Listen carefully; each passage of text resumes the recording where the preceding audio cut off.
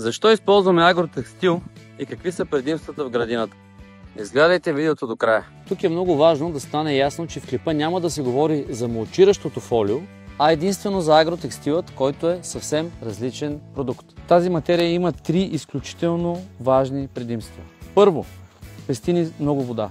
Ние имаме проблеми с водата и ако не е тя, ние със сигурност няма да може да произвеждаме зеленчуци, защото не можем да ги напояваме адекватно. Втората, ние не използваме хербициди. Ако имаме такъв тип материя върху почвата, не ни се налага да плевим, което ни позволява да отглеждаме много повече площи и много по-качествени растения.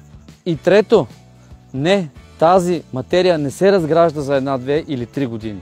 Това е нашето изкуствено направено езеро. Тази материя е тук повече от 7 години и в същото време състоянието, в което тя се намира, е отлично. Дори след толкова години на тези сурови условия. Така че правилната инвестиция в хубава материя ви гарантира изключително дълго ползване. Тези прекрасни зеленчуци се развиват благодарение на нашата грижа. А общността ни, благодарение на хора като вас, които харесват и коментират нашите видеа.